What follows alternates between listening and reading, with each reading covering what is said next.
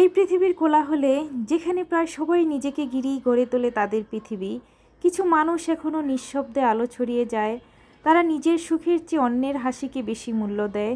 তাদের ত্যাগ, সহানুভূতি আর ভালোবাসা গড়া প্রতিটি কাজ যেন আমাদের মনে করিয়ে দেয় মানবতার আসল রূপ এখনও বেঁচে আছে।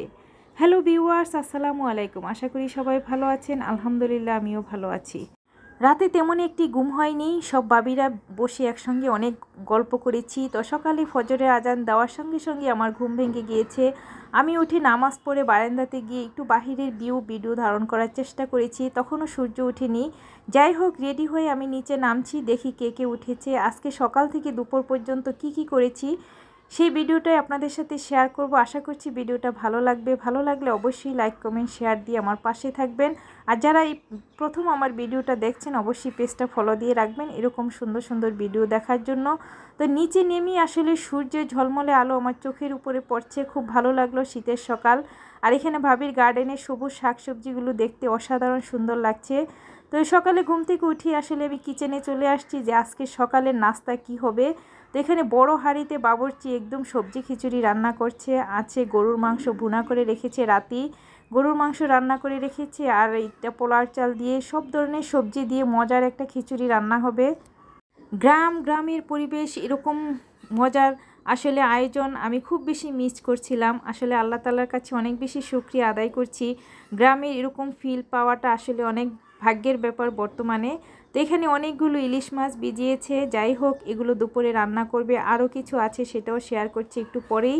আর এখানে দেখেন ভাবি ছোট ছোট গাছে কি সুন্দর বড় বড় বেগুন ধরে আছে। ছোট্ট গাছে মাশাআল্লাহ অনেকগুলো পেঁপে ধরেছে, পেয়ারা, সবুজ শাকসবজি। এখানে পুঁই শাক, ধনিয়া পাতা, লাল শাক, মূলা শাক। ভাবি তো গতকালকে তার গার্ডেনের ধনিয়া পাতা দিয়ে ডিম ভাজি করেছে।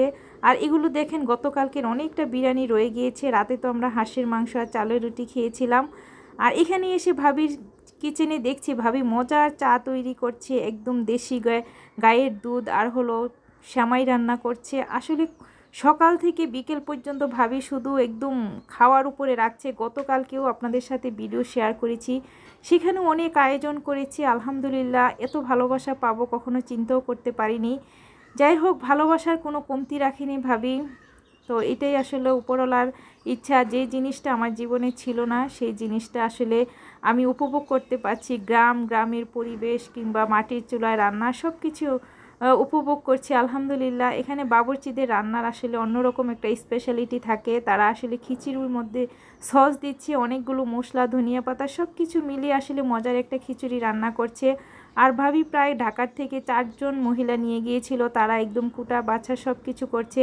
আর ভাইয়া সকালে ঘুম থেকে উঠি সেই ইয়ার থেকে, নদীর পাড় থেকে এরকম বোয়াল মাছ আর কই মাছ, তাজা দেশি কই মাছ আর বোয়াল মাছগুলো নিয়ে আসছে। এটা দুপুরের জন্য রান্না হবে।